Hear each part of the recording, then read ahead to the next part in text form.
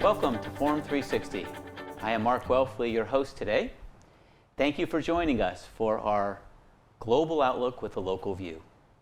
One undeniable outcome of the pandemic is that employers need more workers. There are just not enough workers to satisfy employers' growing needs. Further, employees increasingly lack the soft skills demanded by employers, like critical thinking, attention to detail, communication, leadership, and teamwork. Yet hiding in plain sight within our communities is a possible resource to connect employers to the capable employees of today and tomorrow. They are called Career Technical Education Programs, or CTE programs for short. CTE programs are offered through a child's middle school or high school and are an extension of their education. CTE programs, formerly called vocational education programs, used to be a last resort for students who weren't perceived as college material. But this stereotype no longer applies. Parents, higher education, and employers now look at CE programs in a whole new way. CTE programs can translate into high-skill, high-wage, high-demand internships and other opportunities for students.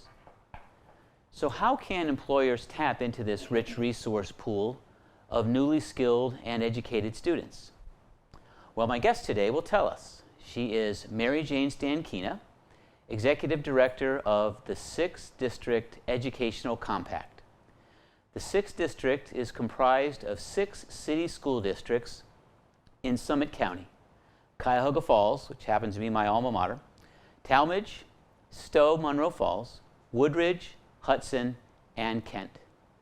The 6th District offers programs from aeronautics to robotics and from cosmetology to construction, nearly 30 programs in all. Welcome, MaryJane. Thank you, Mark. Nice to have you. It's great to be here. Yes. So I just need to clarify your geography. Okay. One district is in Portage County, so I don't want to upset anybody in the Kent School District to think that they are now involved in Summit County. Thank you. I'm sorry if you're a Kent viewer. The 6th District Educational Compact. Tell us how it got started. It's been in existence, first of all, for 52 years. And it was started when the state legislature in the late 60s mandated vocational education to be a component and an offering for all students throughout the state. And so their idea at first was every school district would be a part of a career center or a joint vocational school. The superintendents who were then in that role in these 6 districts decided they weren't going to do that, and that they would create a compact. And that's what they did. And it works because of the geography. Each one of those school districts is no more than 15 minutes away from each other. So to have a separate building with additional millage made no sense to them. So they created the 6th District Educational Compact 52 years ago. It was the first one in Ohio, and I like to refer to the fact that we're the best. But there are many other fine compacts in Ohio, and so we offer 28 different career and technical education programs. And we offer other programs and services other than career and tech ed. We do a reading and writing festival for 7th and 8th graders. We have a program in conjunction with Summa Health System for 8th grade girls who are interested in mathematics and science. And professional development for teachers, administrators. So it's an avenue where we can provide services where there is a need within each of those 6 districts. What was the very first program when 52 years ago the 6th District got started? And how do you decide which new programs to add coming to the 28 programs that you offer now? Well, the first programs were those that had already lived within those 6 districts. So there was cosmetology, marketing, auto technologies, and there was machining. And so those programs, the superintendents then agreed would stay in those buildings. And so that's how, those are some of the examples Sure. of things that existed then. So to answer the question about, well, how do we create new programs? We take a look at the workforce and economic data for Northeastern Ohio. The second thing we do is to find out from students what they might be interested in. And so every few years we do a survey of 8th grade students and sometimes 9th grade. Third thing we do is to look at our facilities to see who, meaning which school district, might have the facilities to host such a program. And then we look at what might be the availability of teachers. Now, in my stay at the Compact, we've never had that availability of a teacher be an issue, because many of our teachers have a multitude of certifications, which is most helpful as you start to create something like this. Then when we decide, and there's lots of district interaction and involvement in that decision, from the principals to school counselors to assistant superintendents to superintendents who make the final decision. And so then we create that program with when we think we might want to start it, who's going to house it, and then we invite people from business and industry and agencies, higher education, to help us design that program. So I call it the design team. And that has been very effective in the last number of years that we've done that. Of course, the caveat is that if you help us design it, we hope that you will stay with us and become a member of the advisory committee, or you provide us with assistance from your business or industry or university, so that students have a number of off-site experiences. You mentioned at the outset the stigma that vocational education had in years past. How did that dissipate? Was it overnight? What were the factors that went into the transformation into CTE programs that are recognized, acknowledged, and really offer more students and opportunities to be involved? Well, it's my belief that that's a myth. And far from being true. Good. I'm glad to hear that. And yet, your statement is true. There is a tremendous stigma about vocational programs to career and tech ed programs. So a number of years ago, the superintendents agreed with me that we should stop calling them vocational programs because it was too hard to overcome the image. And so now we refer to them as career technical education programs.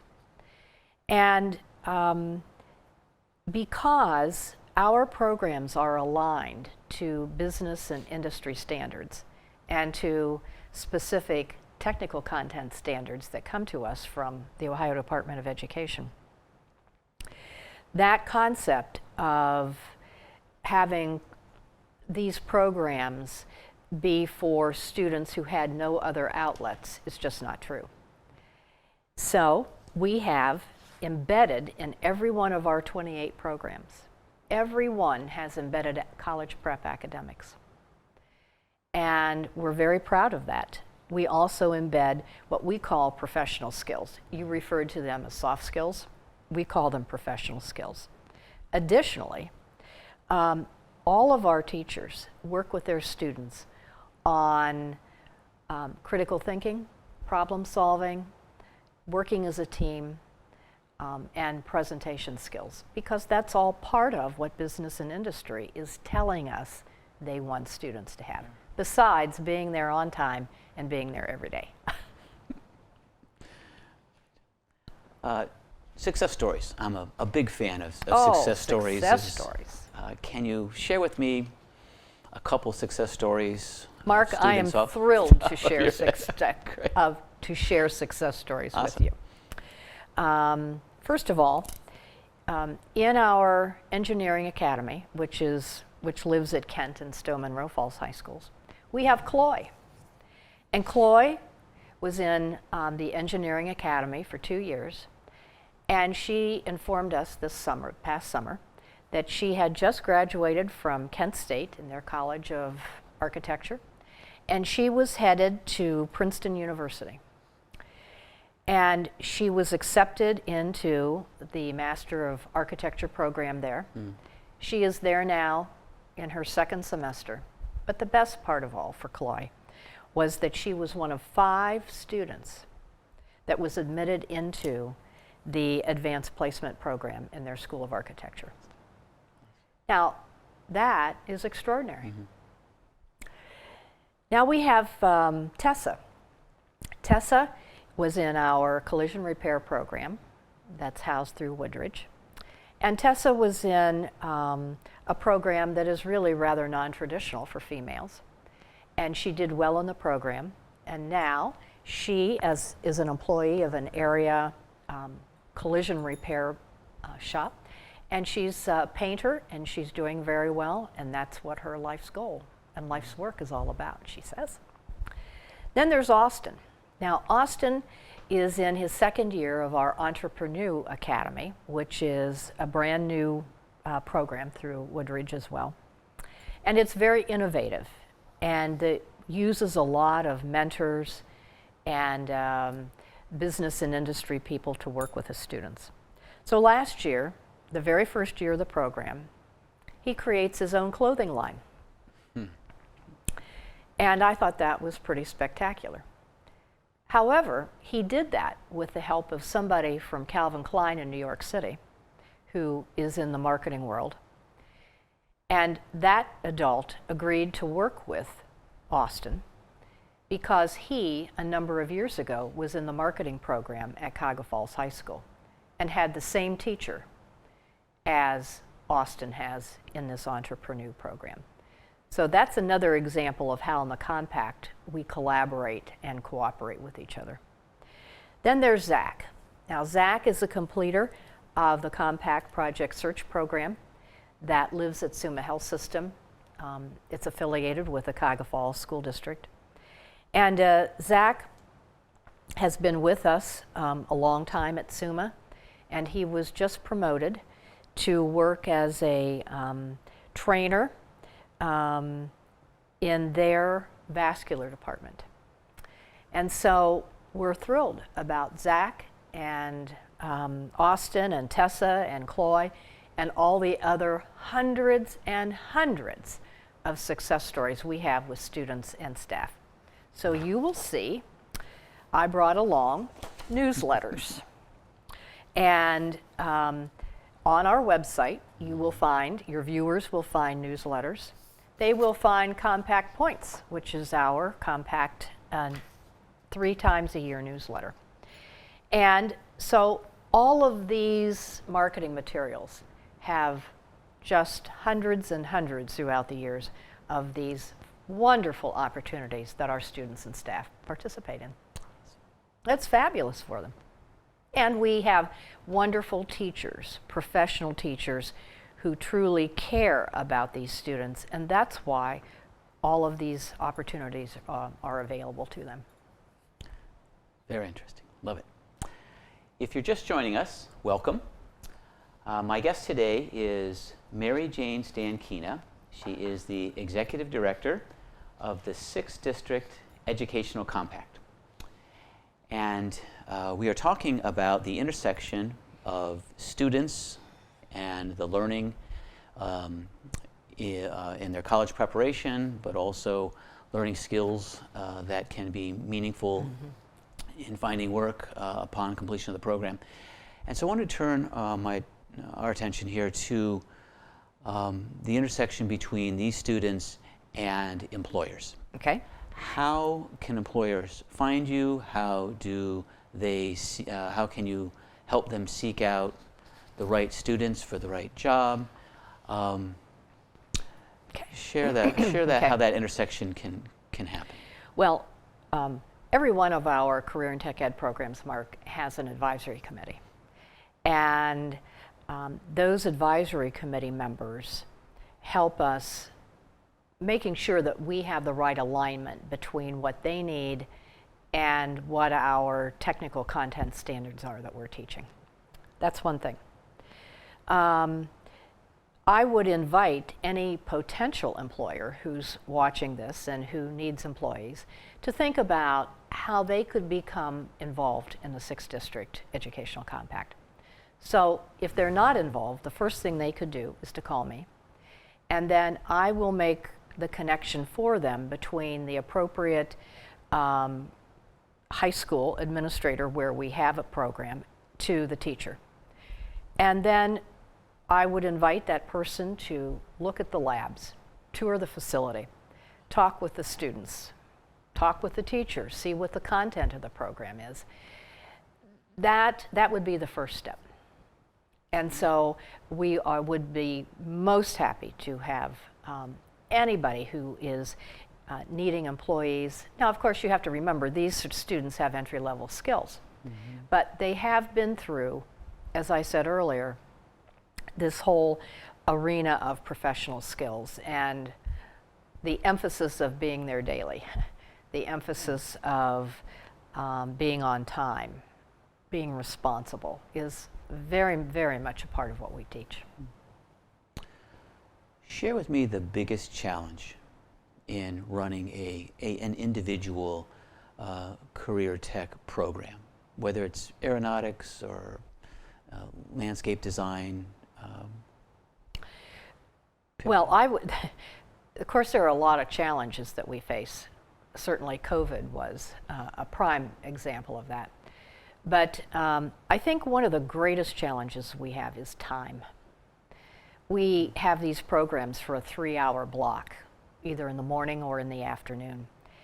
And it's sometimes difficult to get students' schedules worked out so that they can be in the CTE program as well as to pick up the other coursework that they need at their own school. However, in the compact, one of our greatest strengths has been collaborating with those 6 districts. And honestly, the school counselors do a wonderful job of building schedules so that students can take some of those academic courses in the high school of where their CTE program is located, which is a great thing. So without getting into the details and the morass of other things, I think I would say time is a factor. I'd like you to fast forward the clock 10 years and tell me where the 6th District will be, where you want it to be. Like, what's next out there for programs like the 6th District and the dozens and dozens of others around the country? Well, the first thing I would say is it would be more fabulous and expansive than it is. Okay. And I think we have an extraordinarily fine variety of programs for our students. Secondly, I would think the expansion of more in-demand jobs. Now, we have many suggestions every year about why don't you offer this or offer something else. If it's not an in-demand career or it doesn't meet the economic and workforce development data needs, we don't really offer it. The other piece of that is the facilities. We have lots of ideas about things that we could offer, but if you don't have a place to put them, that's an issue. I think a third thing would be greater student enrollment in our programs from the standpoint of parents and adults understanding what the true value is of a career and tech ed program. If I was running the world, I would have everybody be in a career and tech ed program of some sort, even if it was for a year. Something that's related to their interest. People talk a lot about college and career readiness today. I like to talk about career and college readiness.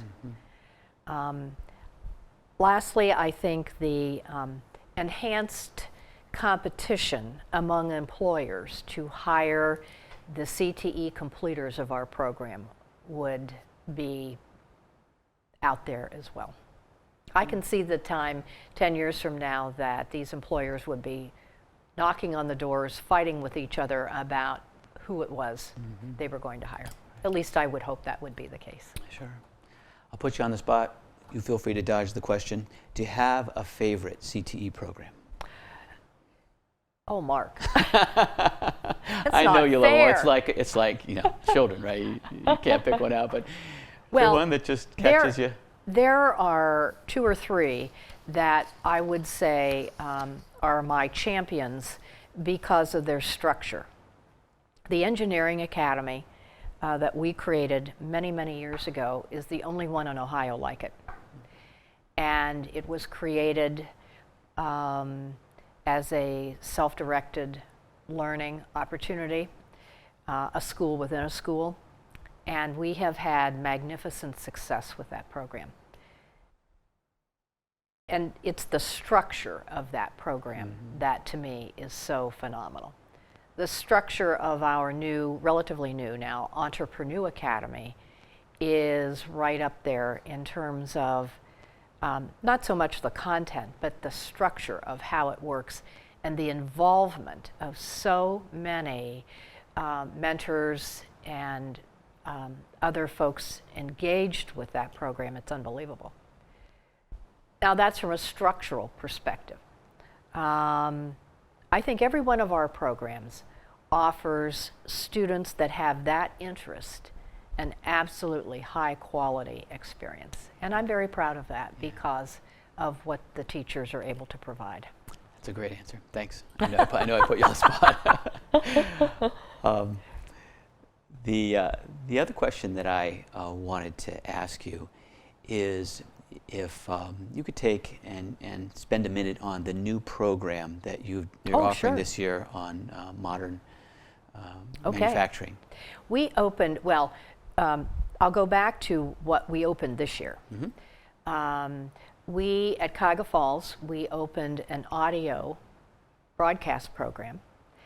And those students will now be transitioning to Hudson High School to take a semester of video broadcast. Now you better be careful, Mark, because someday one of those students could be sitting there. And some of those students, the students in the video piece here, will be using some of these facilities on occasions. That's a brand new program for us. So why did we do that? Because A, there's a demand, students were interested, B, and thirdly, we had the facilities.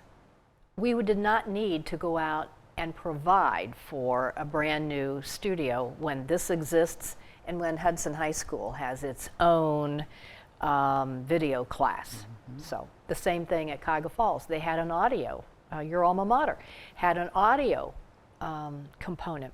So we jazzed that up with some new equipment and hired 2 new teachers for that component, and we have 2 teachers here that are current teachers that are going to be working with students in the video. That's another example of the fiscal efficiency of the 6th District Educational Compact. Now next year, we're opening a new program at Stowe Monroe Falls High School called Modern Manufacturing for Employment. And that will be a 2-year program. That's an example of people from business and industry coming to us and to one of the teachers there and saying, we're desperate. We have to have employees. So as part of our connection with Connexus NEO, and they have 3 sectors that they're working with: IT, healthcare, and manufacturing. The manufacturing representative, Jenny Stopika, jumped right in and helped us and has been working with our teacher at Stowe High School. And we're going to have a fabulous program for students built around specific involvement from business and industry. And the university partner there for students, if they're interested, will be Stark State. Good luck with that program. Oh, we're extremely excited about that, and we think it has just great potential. We'll leave it there. Thanks. Yeah. College may not be for everyone. However, today, there are more opportunities than ever for students to find something they love to do and for employers to find these students.